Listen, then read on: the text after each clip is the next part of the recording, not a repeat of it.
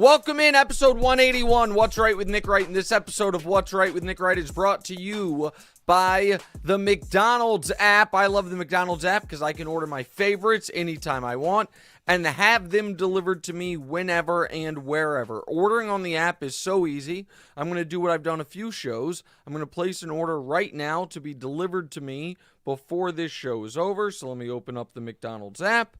There it is. Let me go to my favorite breakfast meal, which is the 2 burritos, hash browns, and orange juice. It knows where I'm at because this is where I delivered last time. Boop, boop.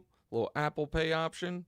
Done and done. All right, see? That easy. Now I can focus on the show. McDonald's going to bring us that food right before, well, at some point during the show, before the show ends. So, now into the show. Damonza was, working hard last night. Texted the group chat, guys, I'll take care of the rundown tomorrow. Dame Lillard traded. That's the A block. That's all my work for the day. Damonza, your look right there was like a look of fear, like you were supposed to do something you hadn't done, that you thought that I was about to say something there. I could just see the deer in the headlights look like you were like, what was he going to say that I did? Because I didn't do anything. What is he talking about? Did I read your facial expression correctly? Is that right? Sort of. I just, I thought, my face is more so when you were talking about, I said that I had it taken care of in the A's. Because these guys obviously know how to do these rundowns better than me. I was being sarcastic in the group chat. No, of course. No, but your instinct was right that even for our regular gambling show, we are going to start with Dame. So here's the way I think today's show is going to go.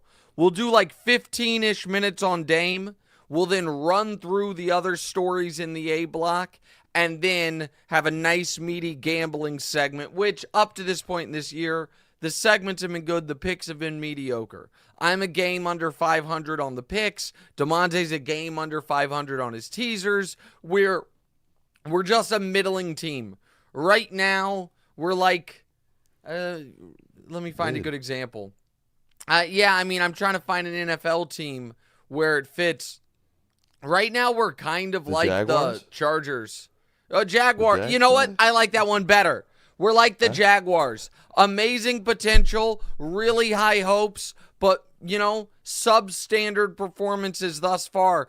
Unlike the Jaguars, we are not going across the pond to England to try to break the streak. However, we think we're going to be okay. All right, here is what missed the cut on today's show. Taylor Swift is going to attend the Jets-Chiefs game here in New York. Aaron Rodgers saying the Jets need to grow up. And J.J. Watt reacting to the tush push, or what they now want to call the brotherly shove. Also reacting to that brotherly shove. Is the brotherly shove is actually a cool name for it. But I think Peter Schrager came up with it. I don't know if you saw our little clip on the Philly quarterback sneak is one of our most shared viral clips ever because Eagles fans are so mad at me and hate my opinion on it so much. And you even, Damonza, caught a fair amount of strays from people who don't typically watch the show, aren't familiar with it, and don't know who you are. And a few of the comments are like, and who's this guy just laughing about it? Why doesn't he speak up? Never even seen this guy before. Nick just got a yes man to work with on his pod, so none of that's great. Philly fans really upset. Also, if you're watching on YouTube, I'm not sure if it's glitching for you guys a bit. If it is, we'll try to fix it. It might just be on my return, but audio should be good for everybody listening along. Right as I said that, on my end, we froze entirely. You guys can tell me in my ear if we're good to keep going. I'm hoping we're good to keep going, and I think we're going to fix it, but the audio's still good. All right, Damonza, let's get to the A block and what we're starting with. All right, so we're obviously in the thick of the NFL season, but Damian Lillard just got traded to the Bucks. So he's obviously teaming up with Giannis now. Is this more about Dame finally going to a contender, or is this more about the Bucks trying to please Giannis? All right, well, I mean, this happened because Giannis put real pressure on Milwaukee. And I give credit to you. Listen, it is very in vogue for NBA stars at different points of their career to criticize or take shots at how LeBron has conducted his business, and then when the rubber meets the road, to conduct their business in the exact same manner. There's a great tweet from Kevin Durant a few days after LeBron signed with Miami where he's like, what's up with everyone wanting to team up? You know, what happened to competition? Let's go at each other. And then 5 years later, when things are going a little tougher, Durant, of course, goes to Golden State. And did it in the worst fashion possible. In the worst fashion possible. Giannis was, you know, Mr. Loyalty, Mr. Milwaukee, Mr., you know, I don't want, you know, a super team. And then all of a sudden, you get the taste of the sweet nectar of a championship. You have a couple disappointing postseason runs, and you're out here telling the New York Times, I don't know what I'm going to do. Let's see how committed they are. Let's see if everybody cares as much of a championship as much as I do, which is a very LeBron move of I'm going to put my boot on the organization's neck and say I don't give a damn about a 9th grader to be named later in the form of a 2029 draft pick. I want stars around me. I watched other people hoist the title. I watched someone who I believe I'm better than in Nikola Jokic be nearly universally regarded now as the best player in basketball. This is bullshit. Get me better players. And they did. And I know there is some instant Damonza galaxy brain. Does this actually hurt Milwaukee? No, it doesn't. I am first team card-carrying member of Drew Holiday's underrated. Drew Holiday contributes more to winning than Kyrie Irving. I've been saying that for years. That Drew Holiday's two-way impact is almost second to none if you consider offense and defense equal parts of what he does on the, you know, at the guard position. One of the greatest plays in NBA Finals history was, I think it was Game 4 against Phoenix. It might have been Game 5, I'm not sure. The Drew Holiday steal with less than 30 seconds left. Yeah, the steal and the lob. Drew Holiday, if you remember the year that year when they won the title, the Game 3 against Brooklyn, when they're down 2-0 to Brooklyn, and that game is coming down to the final moments. Drew Holiday had the game-saving defensive play. They go on to win that series. Drew Holiday has been a great player, okay? Mm-hmm. He also is not quite as impactful defensively as he once was. He's 14 years into the league. I mean, he's only in his mid-30s, but he came in so young. He just got baptized in the playoffs by Jimmy Butler, who was just mother effing him up and down the court while doing it. And offensively, in the postseason, he at times has been a lesser version of himself. So I love Drew, and we'll get to Drew in a bit because I still think he can help a contender in a major way. I'm not denigrating him. But Damian Lillard averaged 32 points per game last year. And other than Steph Curry, who obviously not available, I would argue this, Damonza. Tell me if you agree. What was that last part? I'm sorry. Well, I said other than Steph, I would argue the following. There is not a superstar in the league that better fits with Giannis. There is not another guy whose game they complement each other better than Giannis and Dame. Because what's Dame's biggest weakness as a player, Damonza? Was it defense? Yeah, That the can't be defensive defense. side of the ball. And where what is Giannis arguably the Giannis best will in the pick- league at? Yeah, Giannis will pick cover that on up there. defense. When teams play Giannis, what do they try to do? Pack the paint, take away spacing. Well, when you've got a guy who can hit from 40 feet out with relative ease, you have instant spacing. So it is a hand-in-glove fit that instantly makes the Bucks. The Bucks, the last few years, have been great defense, average offense. They take a hit defensively, but now they can be a very good offense.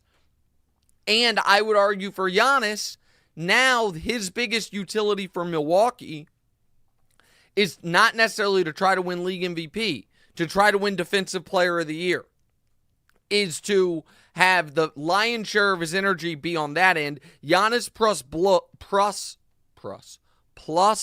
Brook will give you a good defense baseline no matter what, and Dame can be bombs away. So for Milwaukee, I think basketball-wise, it's great. I also think there is this element of it. I don't think this guarantees Giannis signs an extension. I think it raises the likelihood, but if Dame is under contract for 4 more years, Giannis under contract for 2 more years.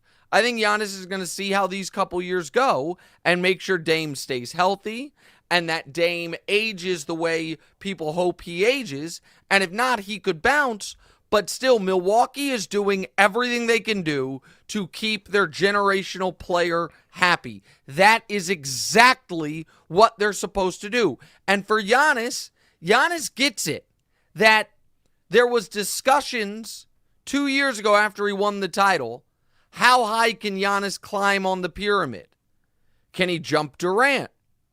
Can he jump Steph? Can he jump Shaq? Can he jump Hakeem? That then stalled out for him. He then saw Steph win another title, and then all of a sudden folks are wondering, hold on a second, what if Jokic wins this year? Does Jokic then jump Giannis? The answer to that is probably yes. And so so Giannis felt real pressure, put that pressure then on Milwaukee. They responded, and I think they're the favorites now. I just think they're the clear favorites. Go ahead. They're plus 350 to win the title right now. Yeah, and as far as a gambling perspective, there's not going to be good value betting the favorite almost ever. So I don't think I'd bet them at plus 350, but I do think they should be the favorite. All right, what other follow-ups do we have? Jimmy Butler claimed that there was some tampering. Does anything seem fishy with this to you? Okay, so I don't think there was tampering, but there are a few things that are at least worth noting. One is, shout out to Rob Perez, my pal, Worldwide Wob, on Twitter. Great Twitter follow. For immediately tweeting out this video that I had forgotten of this past year's All-Star Draft. Did you see this floating around the internet yesterday, Damonza? Mm-hmm. It's great. So in the All-Star Draft, LeBron and Giannis are the team captains. And Giannis has the first pick and for the reserves. And LeBron says, oh, I know who you're picking here, Giannis. Like, we all know because Drew Holiday's on there. And Giannis picks Dame with Drew on the board. And LeBron says, like, has a wry smile. It's like, oh, I see what you're doing there. And this is something we had seen LeBron do in the past, picking Anthony Davis for the All-Star Draft. And then there were real signals being put out there. Chris Haynes reported that Giannis and Dame have talked about teaming up for a couple years. Both wanted the other person to come to their city. Okay? Right. That's not tampering. So that I don't find fishy. Here's what I do find fishy. While I think Dame should be thrilled from a basketball perspective, we all know he wanted to go to Miami. And everyone was like, oh, Miami's offer stinks.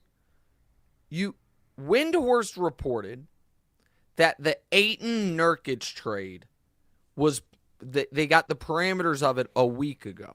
So you have to look at the Blazers getting Ayton as a separate transaction almost, which means for Dame, what they got was Drew Holiday, a second-round pick this past year, and a first-round pick and 2 swaps. I don't think that's a great return. Now, you're going to get something for Drew. And I know Dan Le Batard reported this morning that the Heat believe Portland was simply going to take the best offer that was not from the Miami Heat. That they were pissed that Dame tried to force their hand, didn't like the way the Heat and Dame were doing business on this, and that they were simply not trading him to Miami, flatly. If I were Dame, that would piss me off. Not because they sent me to a bad situation, but this is less than ideal for Dame in this regard. For the first one is obviously lifestyle, whether Miami versus Milwaukee are pretty significant differences. But set that aside. If you're Dame as a basketball player, if you believe you can win a title in Miami and you can win one in Milwaukee, I would understand why Dame, the basketball player, would say, I'd rather do it in Miami, where a lot of people will say, I was the best guy. Nobody's going to say you're the best guy when you're on Giannis's team. It's like a former Blazer, Clyde Drexler, the best Blazer in franchise history, went to 2 finals, lost 1 to Detroit, lost 1 to Jordan and the Bulls, couldn't quite get over the hump, went to Houston, teamed up with Akeem, who had already won a title without him, and won the championship. No, and he was the second best guy and was awesome, but everybody knows that was Akeem's team.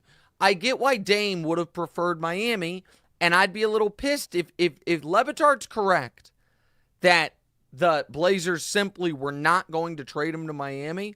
I'd be a little pissed about that, personally. Yeah. Go ahead. 100%. How devastating is this for the Heat fans? I mean, let alone Damian Lillard. Doubly devastating. It's not just they didn't get Dame. It's that the Bucks did. So it's that I think one of the reasons the Heat were not putting all their chips on the table for Dame was their belief was just made the finals without him. Like, if we don't get him, we're still okay. But then when the team with the best player in the conference, maybe the league gets him, now you're in real trouble.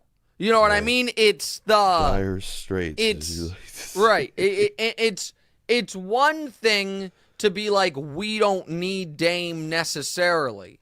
It's another thing to be like, we're not going to get him, and our single biggest competition in the East is going to get him.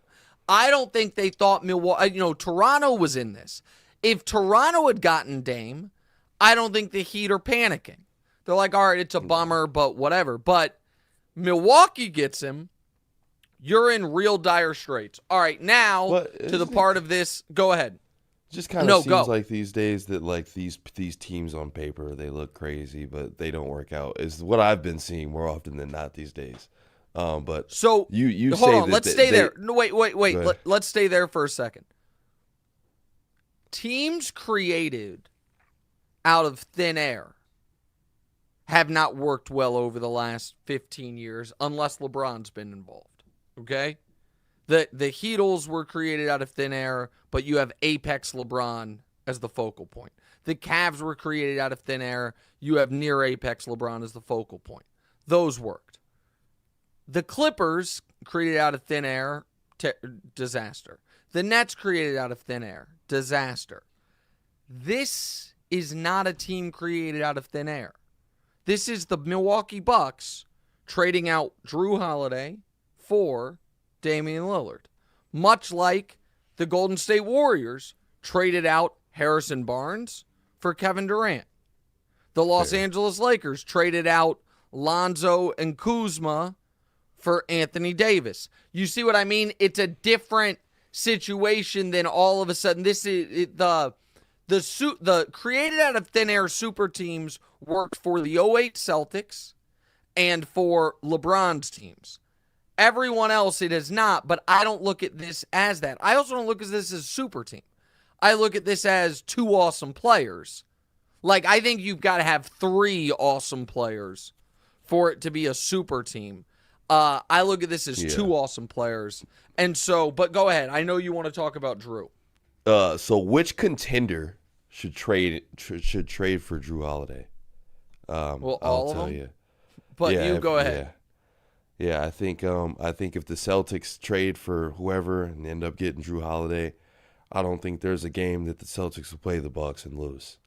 I think that I think the Celtics would be really good with Drew Holiday. I think so. The You would Celtics trade are really, Brogdon, really who they've been wanting to trade. You'd trade some picks. The pick, and right? you listen. The Celtics are going to be involved. The Knicks are going to be involved. Okay, the Knicks.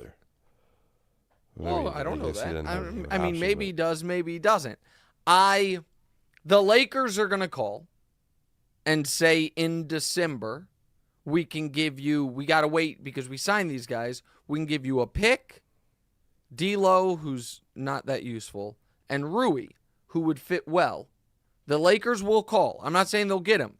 There's Wendy talked about, and I really don't want this to happen, a 3-team trade, Damonza, involving the Warriors, Blazers, and Team X, where Chris Paul goes to Team X, assets go to the Blazers, and Drew Holiday goes to the Warriors.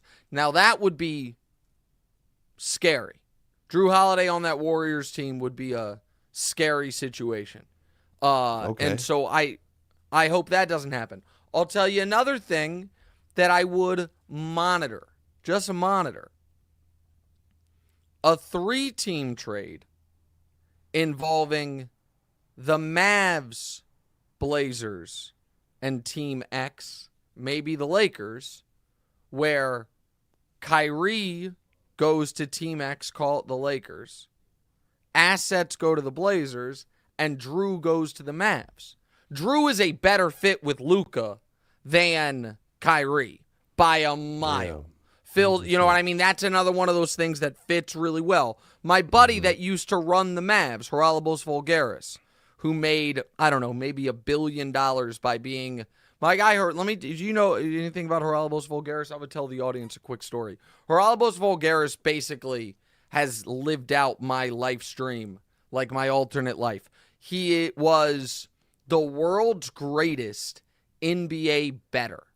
He 15 years or 20 years ago developed his own proprietary algo on NBA totals for over-unders and NBA sides and was the most successful NBA bettor ever by a decent margin.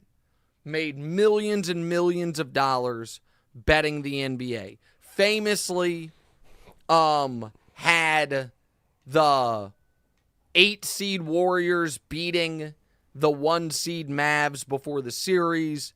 It just had made millions of dollars doing it. Also, as his hobby, Damonza, was what I would call a semi-professional poker player. So, living good. He doubled, I don't even want to say doubled down. In the midst of that was a early, and I mean early, adopter of Bitcoin and held. So started buying Bitcoin when it was less than $1,000 a coin, some less than $100 a coin. And Bitcoin at one point was $65,000 a coin. So he had all this money from gambling, invested in crypto, and I think has held a lot of the crypto. And then in the midst of it, ran the Dallas Mavericks briefly, or kind of associate ran the Dallas Mavericks. He wanted them to trade for Drew Holiday. They ended up going all in for Kristaps instead. He then left the Mavs, cashed out some of his crypto, and God bless him, bought a yacht and a soccer team in Spain and owns this soccer team. CD Castellan is using his same algorithms, tweaked obviously to evaluate players that he used in the NBA on soccer. It had an amazing first season, hangs out on his boat with his awesome dog, occasionally stops by LA for big-time poker games, and goes to every major NBA game, best seat in the house. If you look at the picture of the... hear about football right now. Oh, okay, well, I don't care. I'm telling a story, so go to hell. And so the reason I even thought of it was because Drew Holiday was the guy he pinpointed that the Mavs should go after Pernex Luka years ago. So I wonder if they'll be involved. But the question for the Blazers is going to be, are they going to hold him until December when everyone who signed this offseason is available, or are they going to trade him immediately? Go ahead. Do you think there's any chance that he's playing for the Blazers in the thick of the season? No, not in the thick of the season, but maybe the very beginning, because anyone that's signed this offseason can't be traded till the middle of December. So there will be more players available and more trades available then. All right, now we can get to football. Go ahead. Let's do it. All right, the Dolphins are coming off a 70-point offensive performance, but they are underdogs in Buffalo, who just lost to the Jets a couple weeks ago. Is the right team favored here? Right team's favored. I knew we could go a little longer on the Dame stuff because this is a confusing game. I don't yet have a pick for this game. I'm just telling you, these two teams, the Bills' defense looks unbelievable, but, pardon me, that's been against Zach Wilson, Jimmy Garoppolo, and Sam Howell.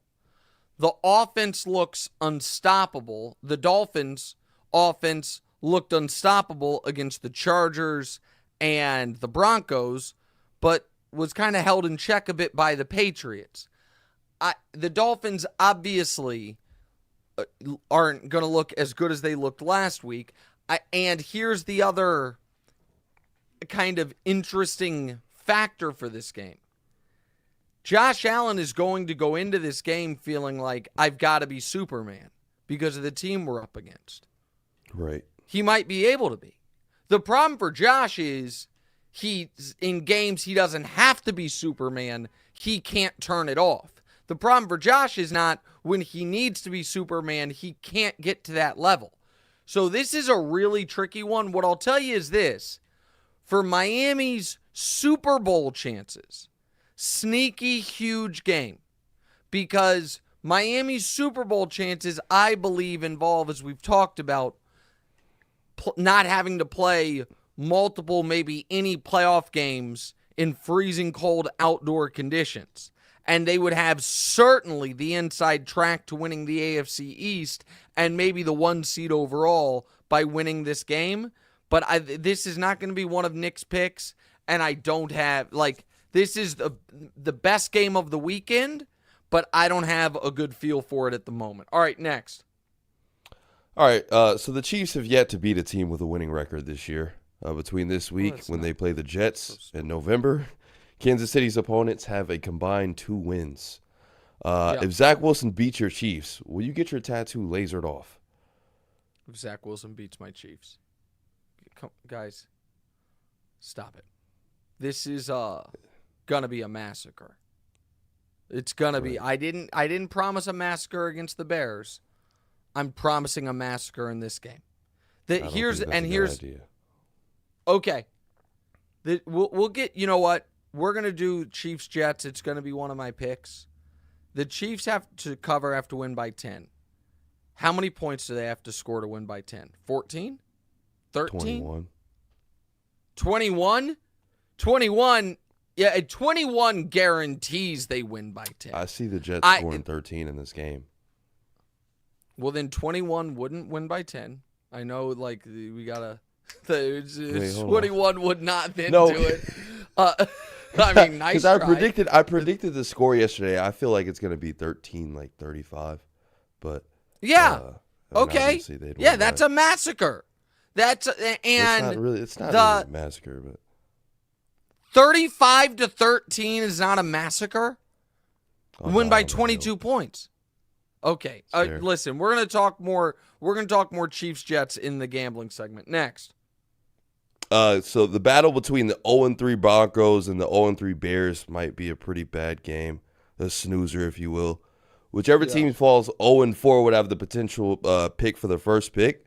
Meanwhile, in college football, Caleb Williams and the Trojans are going to go to Boulder and face Coach Prime. Which has the potential to impact Williams' legacy more? USC versus Colorado or Denver at Chicago? Denver at Chicago. Listen,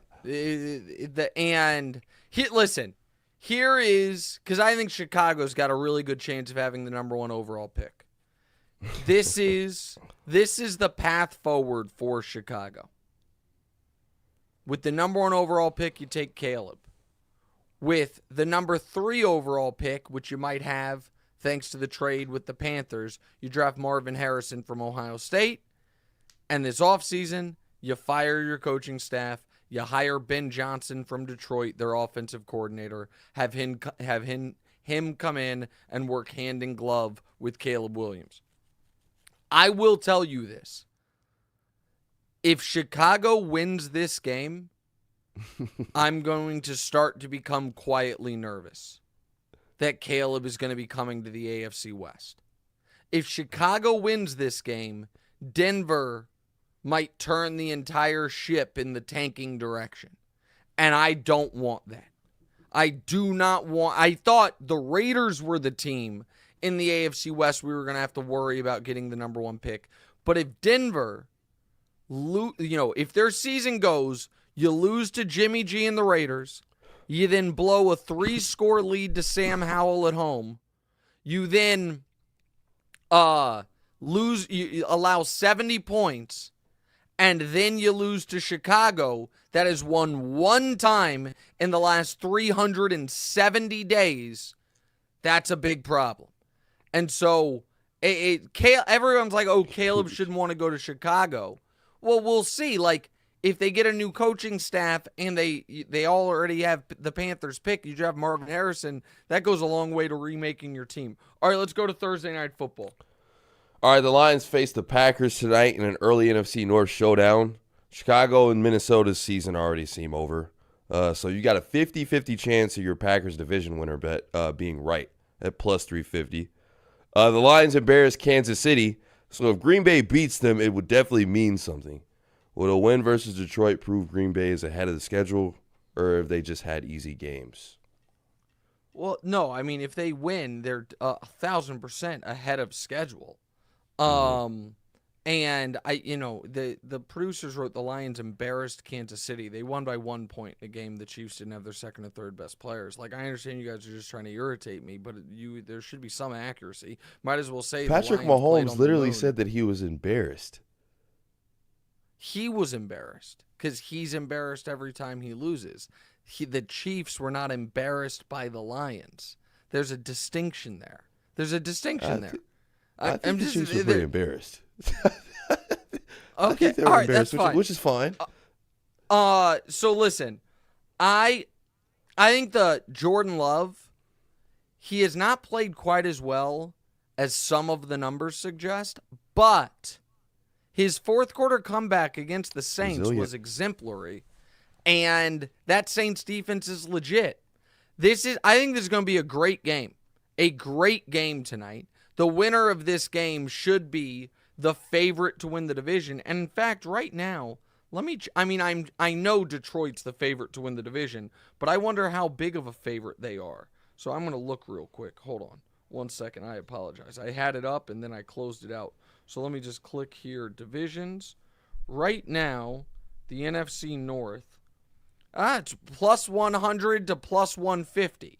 So it's pretty damn close. If Green Bay wins this, they become the favorites to win the division. I obviously picked them to win the division. Now they've been very banged up, but they get some of those guys back today for at least limited snaps. And then hopefully they're much more healthy when they play 10 days from now after the mini bye. I lean Green Bay in this game. It's not going to be one of my picks. And speaking of my picks, I want to get to them. We've got it. We've got our gambling show. This is the hard. Listen, this is a hard week. Vegas did pretty well on these lines this week. I guess they do every week, but almost nothing just jumped out to me. But I found 5 games I feel really good about. We'll do those next. What's right?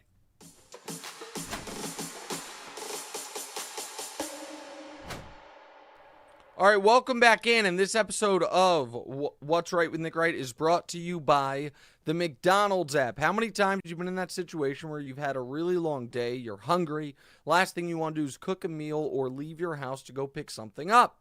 I don't want to exaggerate here. I've been in that situation hundreds of times. And my saving grace often has been the McDelivery option in the McDonald's app. We're talking about getting McDonald's delivered right to your door, just like this. During the first segment, ordered the 2 breakfast burritos hash browns meal. My guy Jake answered it when the delivery guy came to the door, and boom, it's right here. The orange juice. I like the McDonald's coffee is great, but I don't know. I've said this before. The Minute Maid McDonald's orange juice is the best. And now every time you order McDelivery in the McDonald's app, earns you points towards free food, and everybody likes free food. So there's always a reason to order in the McDonald's app. Download the McDonald's app today. At participating McDonald's, delivery prices may be higher than a restaurant's delivery and other fees may apply. Copyright 2023 McDonald's.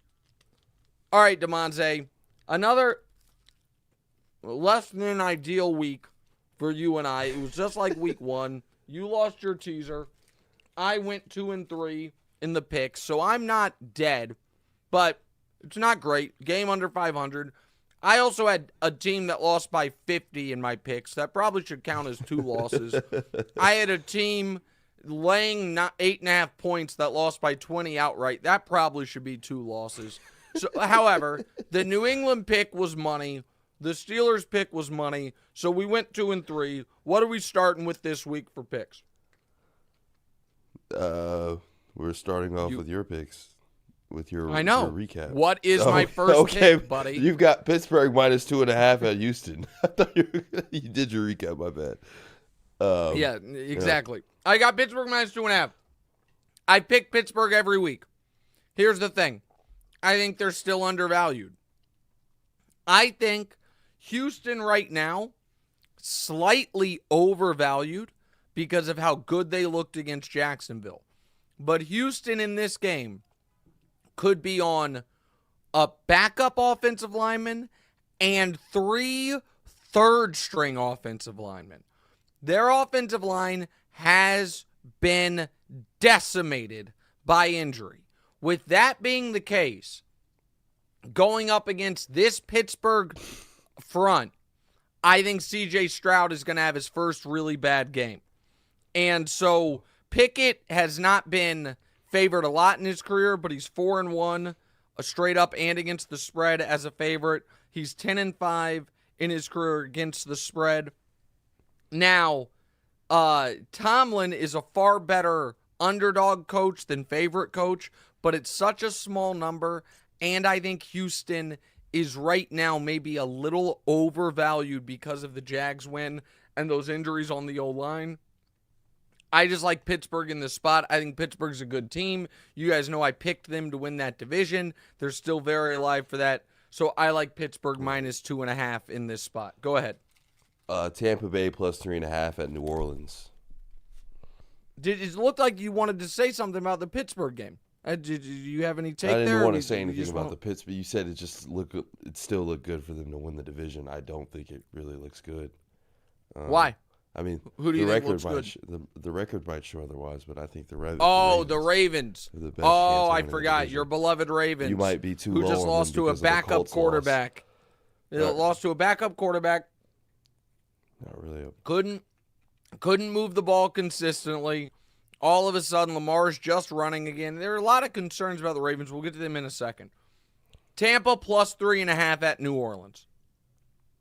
This is, the concern here is is Tampa going to be able to block New Orleans? That is a legit concern. This New Orleans defense is awesome. However, I'm getting Jameis Winston and Dennis Allen as the quarterback-coach combo against what I believe to be a good defense. You have Baker, I think, frustrated after the performance against Philadelphia, and Mike Evans probably frustrated after he did have the one amazing catch, but he had some drops where he left some meat on the bone. And this just feels like, in either direction, a 3-point game. And so if I'm getting the 3.5, I really like it. This feels like a 20-17 game in one direction or the other. All the trends seem to like me on this. Winston is 8-19-1 against the spread in his career. Dennis Allen is one of the worst covering coaches ever, 39% against the spread. And Allen is 5-12-2 against spread in divisional games. And the Bucs, who weren't that good last year, swept New Orleans last year. Go ahead, Damonza. I think Tampa Bay is definitely. I think Tampa Bay is going to win that game, by the way. And also, I think if New Orleans ends up winning the game, the Jets are going to be really sick that they didn't call Jameis Winston a couple weeks ago. Well, that is a great point on the Jameis Winston thing, because now with Carr hurt, Winston's not available. Right. And if they had called him right when Aaron Rodgers got hurt, they probably could have gotten him. I think that is a really good point, and he would have been one of, if not my first phone call. All right, what's the next game? Cleveland -2.5 versus Baltimore. All right, you hate this pick. I know. You want to go ahead and tell me why you hate it? I mean, I don't hate it. Obviously, if you're going to bet against Baltimore, I don't love it, but that's fair. But I think this will be, like I said a couple days ago, I think this will be a very good test of our strength. We've obviously got a few injuries going on, and Cleveland's got that great defense, so this will be a good template. Listen, I don't believe in Cleveland's offense at all, but this defense has been unbelievable. They've allowed 21 first downs all year. They've allowed 1 touchdown all year. No. You have a banged-up Ravens offensive line and a Ravens running back room that's injured once again. And I just think Cleveland, at home, is going to be able to beat the hell out of Baltimore, a Baltimore team that's already beaten up. I only have to lay 2.5, so a field goal wins enough. Now, am I afraid of Deshaun is screwing this up? I absolutely am. But that defense thus far has been the best defense in the NFL by far. Now, part of that is who they've played. I get it. You play an injured Joe Burrow. You play Ryan Tannehill. You play, what's the other Cleveland game? Oh, the Steelers and Kenny Pickett. I understand you're not playing great offenses, but Baltimore right now, their offense is a work in progress. Again, I'm laying less than a field goal, and especially with the fact that Ronnie Stanley and Tyler Lindenbaum are either going to miss the game or not be 100%, I like Cleveland minus the 2.5. All right, next. All right, we got Kansas City -9.5 at the Jets. Okay, so the Chiefs are not great at covering big numbers. In the last 6 times they've been favored by a touchdown or more, they're 1-5 against the spread, and I'm pretty sure the one was last week against Chicago. This is a different type of situation, though, because the Jets are not going to be able to score more than 10 points. They're just not. So are the Chiefs going to be able to score 20 plus? Obviously. Has the Jets defense up to this point been overrated? Yes, it has. It is a league average defense or slightly below, right around league average or worse across the board. Rush defense, pass defense, total defense, points, all of it. You have a little strife within the team. You have the fact that Kansas City, I think right now, what you're going to see is a great defense really putting the Jets in negative field position and in very difficult spots throughout the football game, and the Chiefs being dominating time of possession, having the ball in Jets territory all night. And even if they don't have a dynamic offensive performance, 24 points will be more than enough. More than enough to cover this spread. And they scored 34 points in the first half last week. So I tend not to include the Chiefs in Nick's picks, and there has not been many times ever that I have included them as big favorites, because I know they tend not to cover big lines. They play down to the level of their competition somewhat. This is not one of those spots.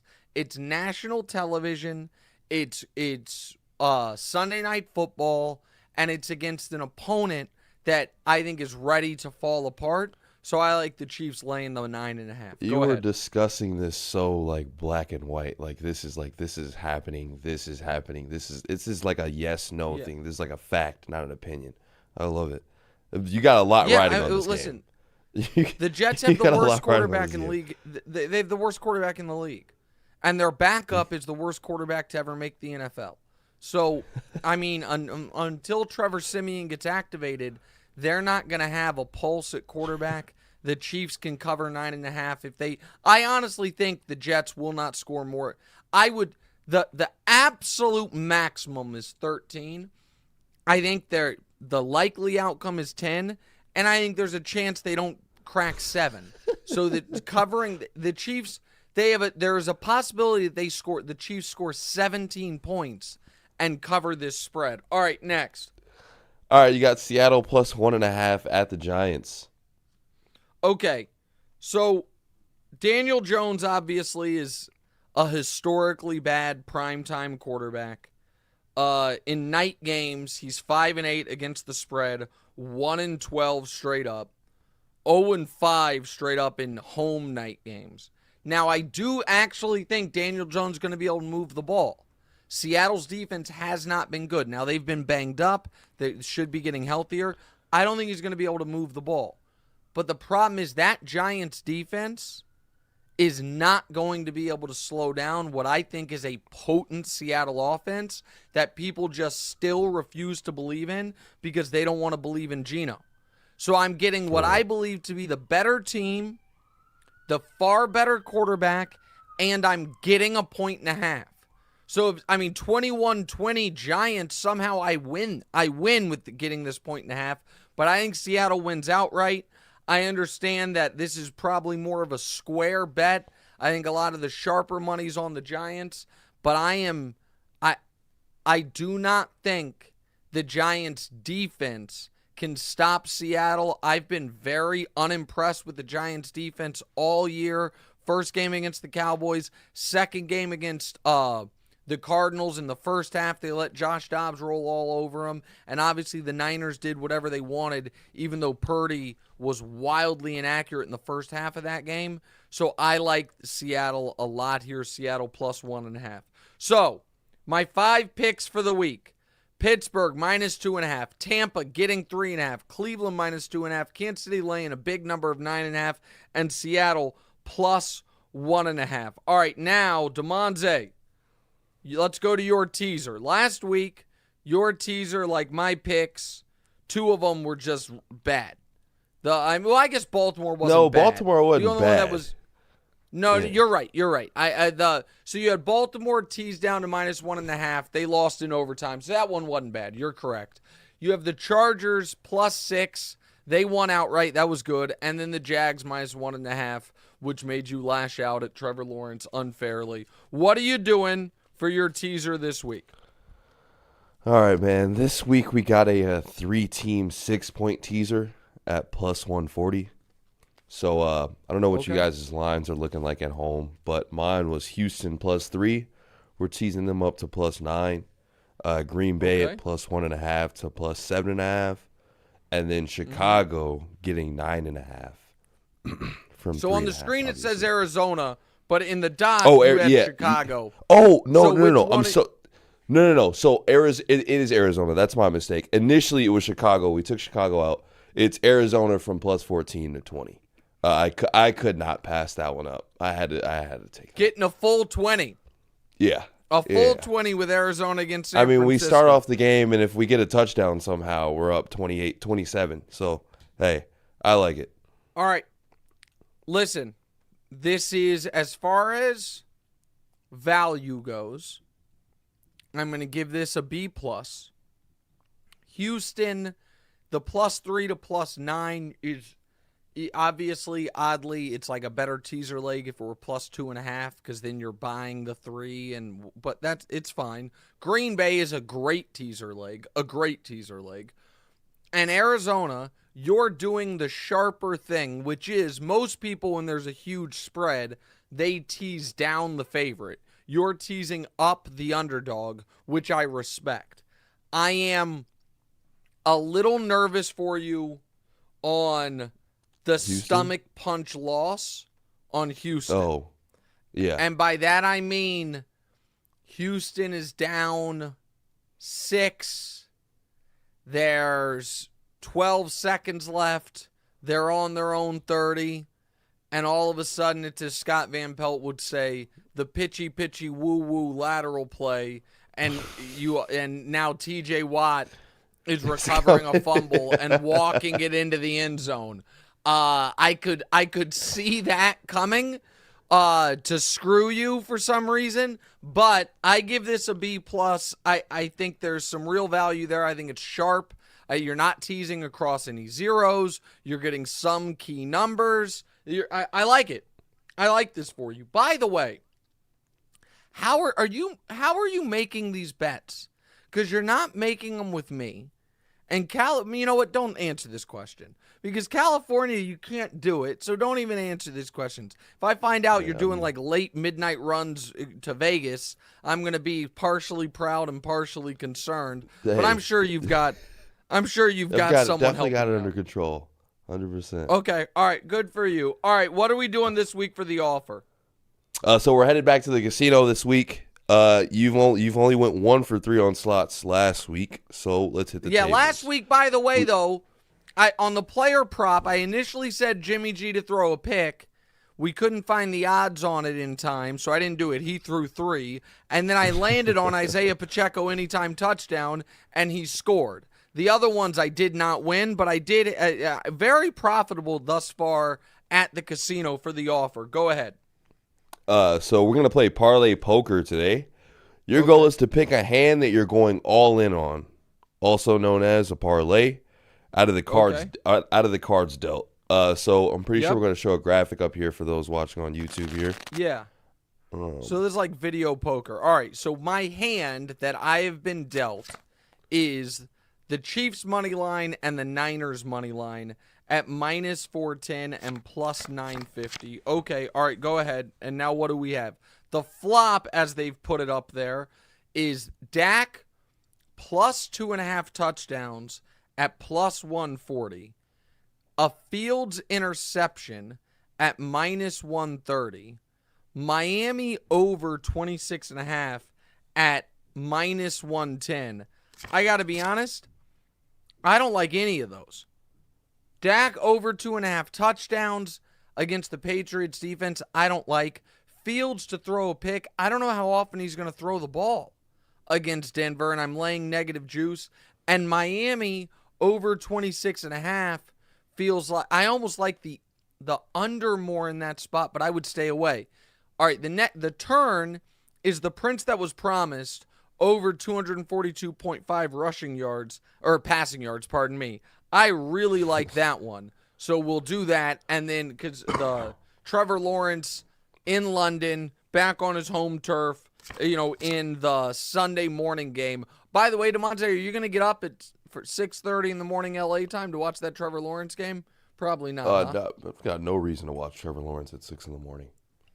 Okay, all right. And then the last one, Baltimore -6.5 at +275.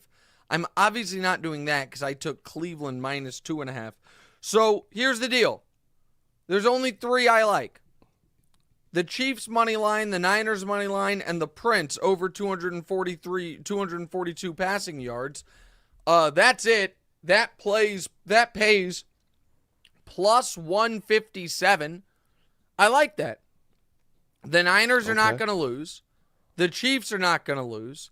So I'm really getting plus nearly 160 odds on is Trevor going to throw for, at least 245 yards in the early Sunday morning game live from London against the Atlanta Falcons. I like that. I like that a lot. We're going to go ahead and take that. We will answer your questions in the chat next. What's right?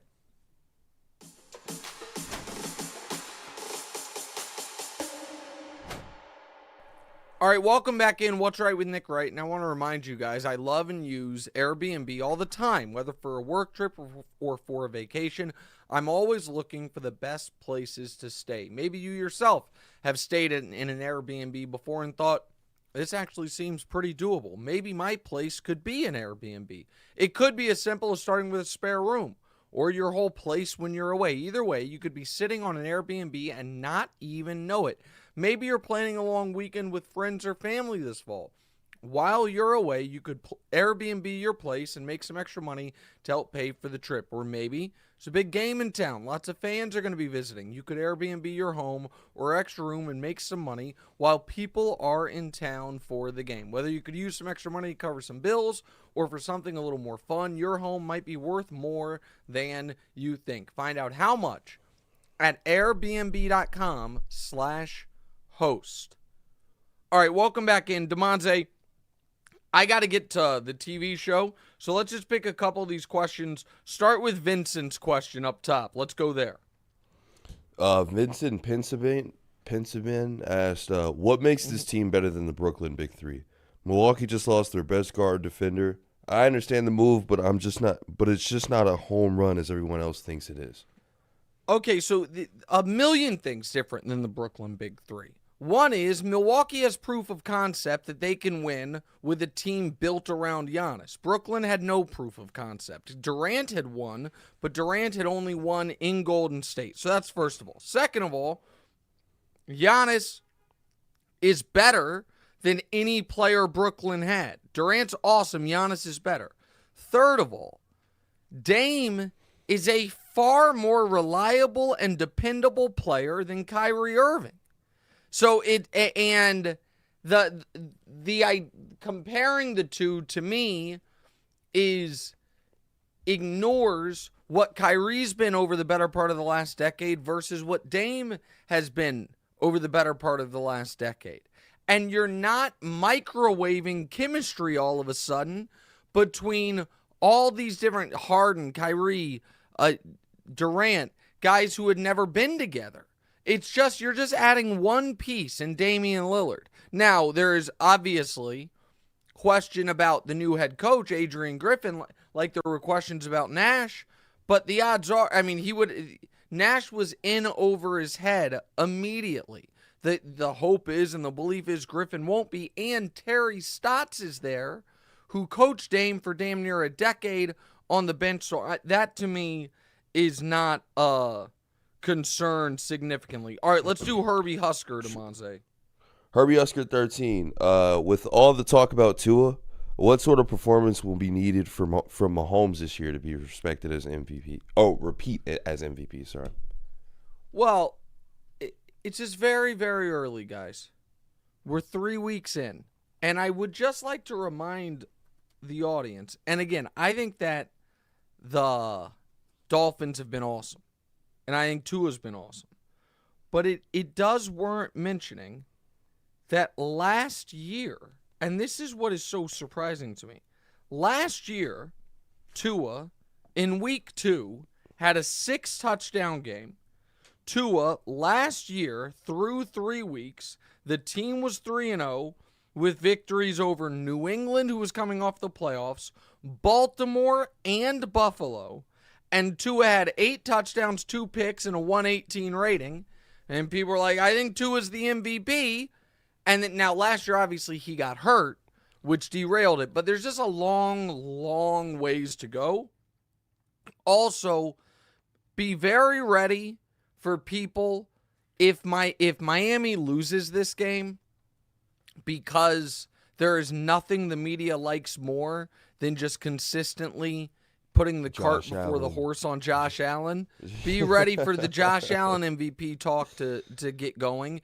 And if the Niners annihilate the Cardinals, get ready for someone around Wednesday of next week to say this.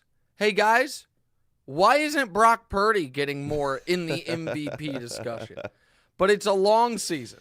So I'm not that interested in the MVP stuff right now. Mahomes will obviously be in it, in the discussion all year long. And I think on Sunday Night Football, when he lights up the Jets, he'll be in really strong position as the calendar gets ready to turn to October. All right, we got to run.